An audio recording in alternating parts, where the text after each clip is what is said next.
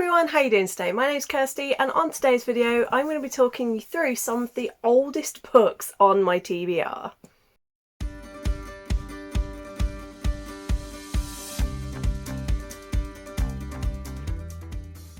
I have a whole bunch of these books and they span from 1990 something up until I think I've kind of set the cut off at 2020 because I was like, well, 3 years ago, that's a pretty long time to have a book just sat on my shelves doing nothing. So yeah, I think I've done well with keeping up to date on my books, to be honest. The fact that I've not got many that are stupidly old is great. However, I did only get back into reading in 2019 and I only started doing all of this in 2019, so the fact that I've got a few from 2019 isn't great. The ones I want to start off with are ones that I actually bought during the first lockdown in March of 2020. I had the perfect storm in that 3-month period. I was on a very, very good wage. So I had a lot of funds. I had 3 months of lockdown, so I had nowhere to be. And I had Facebook. So you can imagine a lot of books were purchased. And in that stack, we have all of these. I'm not going to tell you what each of them are about. I'm just going to show you them. So we had The Wrath and the Dawn by Renee Ahdieh, Graceling by Kristin Cashore, Three Dark Crowns by Kendara Blake, Here There Are Monsters by Amalinda Biraby, Maggie Stiefvater's The Raven Boys, Red Rising by Pierce Brown, and The Fifth Season by N.K. Jemisin. And I think maybe there might be a couple more shuffled in here, but when I was looking I couldn't see any that made me go, oh yeah, that was from that period.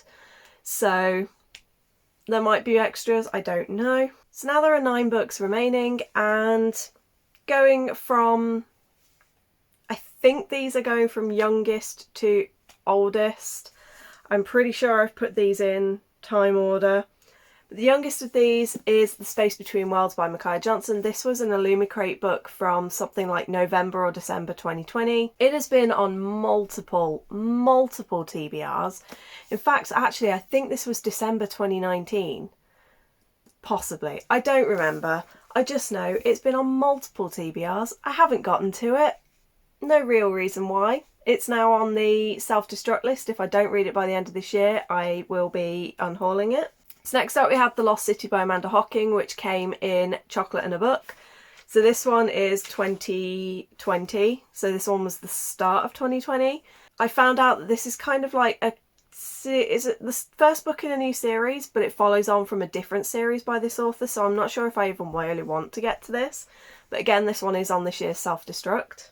Then we had Thorn and Into the Crooked Place that I put in as one order from Forbidden Planet one day. I just saw that this was a special edition that was down to £2 and Into the Crooked Place was on sale for like £3 or £4.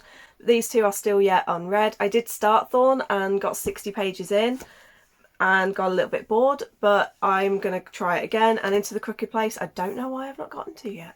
And then the last one for 2020 was Sophia, Princess Among Beasts. This was another one from Chocolate and a Book, and again is one I'm not even sure if I'm interested in, but it is on a project that I'm currently working on, so we shall see.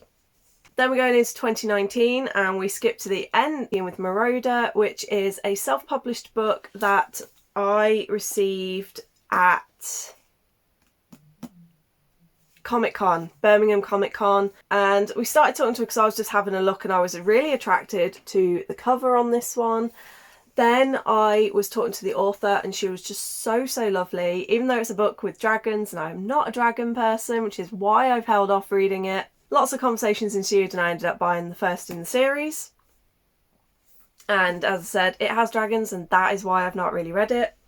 Next one, I think it might be kind of clear why I've not yet read it. And I picked this up randomly at my local Sainsbury's in the middle of 2019. And that is The Grim Company by Luke Scott. This book is bigger than my head. It is massive. And it's very chonky. as well. So I think it's kind of obvious why.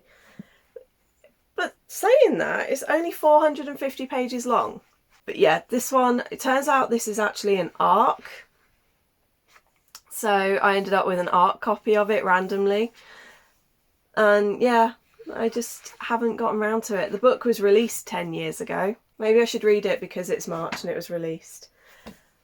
I don't know. Now we're going really far, well, quite far back, and we're doing a time skip of about 5 or 6 years, and we're going back to sort of the mid 2010s, and I picked up Assassin's Apprentice by Robin Hobb. This was gifted to me by a friend when I was at university, and I just have never read it. I've tried it. I think I got to 60 or so pages in, and then I gave up again. So I don't know if this is one that I really want to read. And then the oldest book by far on this list is one from, just going to quickly look it up, 1997. And again, it's going to be kind of obvious why I have not read this beast of a book. And that is the Lewis Carroll, the complete illustrated Lewis Carroll by John Tenniel. This thing is enormous and the pages are wafer thin. It is 1,160 pages of all of Lewis Carroll's works. It's got short stories, it's got all of his plays, so it's got Phantasmagoria in here, it's got miscellaneous things in here, it's got all the Alice in Wonderland stories, poetry, all sorts. But when I stop and think about it, it's like, well, Alice's Adventures in Wonderland is only actually 120 pages, and Through the Looking Glass is only about the same. So I'm thinking I maybe one day will get through this and read it, but I just don't like the classics. I struggle to read books that were written in this time period. But I do at some point really want to read Alice in Wonderland because I love the lore. I'm writing a retelling of the story, and yet I've never actually read. I've read sort of adaptations of it. I've read things like the Disney version of it. I've read, you know, when they do Penguin's Classics but for children, so they rewrite them aimed at children. I've read those kinds of versions, but I've never read the original version as written by Lewis Carroll. So I probably should get on with that. But yeah, this one is now 25 years old. 26 years old. That's the oldest book. Those are the oldest books that I own. Let me know in the comments what the oldest book or books on your shelf are that you have yet to read. And good luck getting to them eventually. Yeah, certainly the Alice in Wonderland, I have no idea when or even if I will get round to it, but that is one that will never leave my bookshelves because it's got nostalgic memories attached to it. Anyway, I hope you're all good. I hope you're staying safe, and until next time, bye.